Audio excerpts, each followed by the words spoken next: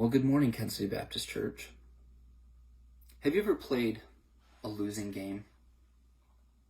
A couple of years ago, a friend of mine taught me to play a game I'd never played before. And I kept asking questions because it didn't quite seem to make sense. And finally I realized this game is designed so that the longer you play, the more likely you are to lose. And honestly, I have no desire to play that game whatsoever anymore.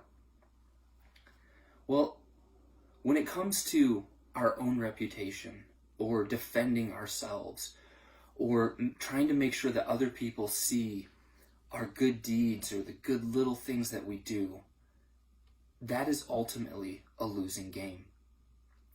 Yesterday, Pastor Chris spoke on Matthew chapter 5, verse 5, which says, "Blessed are those who are meek or humble, for they will inherit the earth." And as we're thinking about humility, a lot of us, we kind of play a game. And it's this losing game where we're trying to make sure that we appear as best as we can, that we're putting our best foot forward to make sure that other people see the things that we do. And I walked out of the message yesterday and I was thinking, okay, what if honestly I'm not a humble person? What do I do then? And so this morning, as I was thinking on that, a couple of key thoughts came to mind. And the first one comes from a little parable that Jesus told in Luke chapter 14. I'm going to read it. It's just a couple verses. Jesus is at the house of an important person, one of the leaders of the Pharisees, and he notices something. In Luke 14, verse 7, it says, "When Jesus noticed that all who had come to the dinner were trying to sit in the seats of honor near the head of the table, he gave them this advice. When you're invited to a wedding feast, don't sit in the seat of honor. What if someone who is more distinguished than you has also been invited? The host will come and say, 'Give this person your seat.' Then you will be embarrassed and you will have to take whatever seat is left at the foot of the table. Instead, take the lowest seat at the foot of the table. When your host sees you, he will come and say, 'Friend, we have a better place for you.' Then you will be honored in front of all the other guests." Listen to this last verse closely.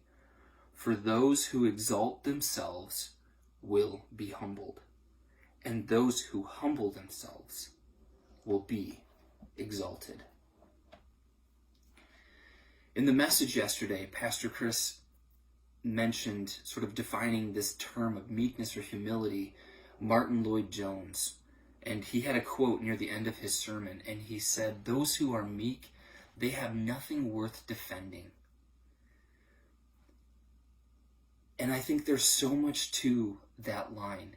When we really honestly examine our lives, how much time do we spend trying to defend ourselves, trying to make sure that people see us in the best light? And if you're anything like me, you've caught yourself a number of times recently saying, "Does that person really think that of me? I can't believe they don't see me this way. I can't believe they don't notice that I'm doing this or that." And if you're honest and you're like me in some ways and saying, "I'm not always a very humble or meek person," I really want to caution you, because verse 11, that last verse we just read, tells us a very important truth from Scripture. You are going to humble yourself, or God is going to humble you. The net result is you are going to be humbled. But it's a question of whether you are going to submit yourself in humility or whether you are going to play the losing game of trying to defend yourself and make sure that people see you the way you wish they would see you.